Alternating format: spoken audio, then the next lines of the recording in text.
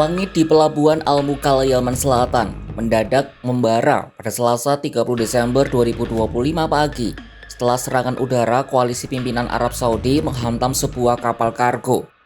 Laporan New York Times menyebut serangan ini bukan menyasar kelompok pemberontak, melainkan kiriman logistik milik Uni Emirat Arab atau UEA. Saudi menuding kapal itu membawa persenjataan untuk kelompok separatis yang berupaya memisahkan diri dari pemerintah Yaman. Insiden dramatis ini menjadi puncak dari ketegangan yang telah lama mendidih antara dua sekutu terdekat Amerika Serikat di kawasan Teluk. Arab Saudi dan UEA yang 10 tahun lalu meluncurkan intervensi militer bersama di Yaman untuk melawan pemberontak sokongan Iran, kini justru saling berhadapan.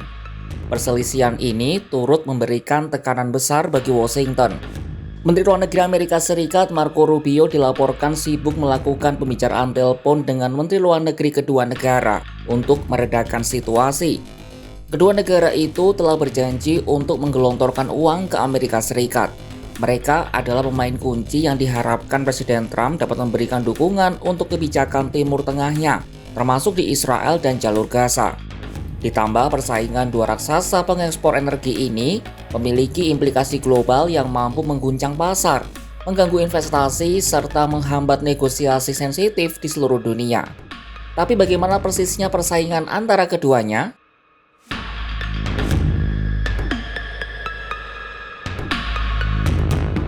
Konflik antara Arab Saudi dan UEA dasari pada dua tujuan yang amat berbeda. Pada tahun-tahun awalnya, Pangeran MBS mengejar kebijakan luar negeri yang agresif. Namun kini ia cenderung meredam konflik regional demi fokus pada agenda ekonomi domestik visi 2030.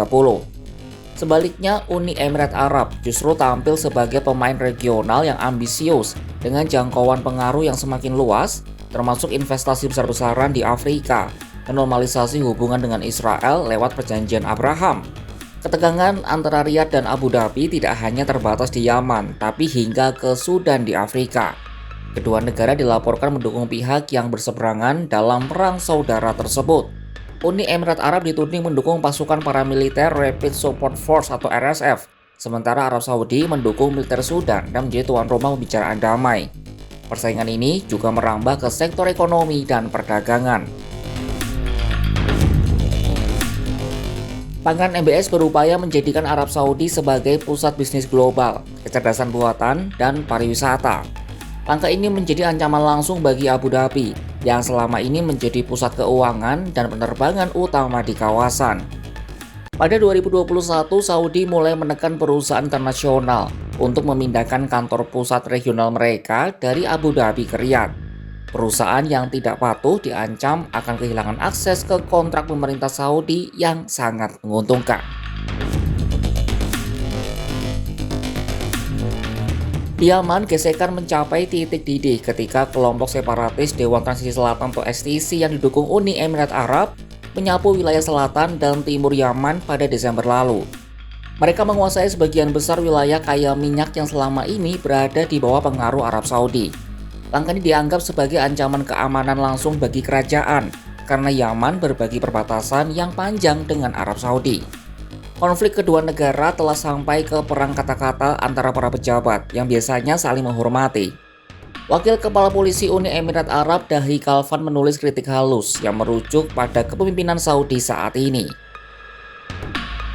Sementara para influencer media sosial Saudi mengisyaratkan pemerintah Uni Emirat Arab bertindak oportunis dan memiliki delusi kebesaran. Para analis menyatakan munculnya keretakan ini secara terbuka justru dapat mempercepat penyelesaian konflik.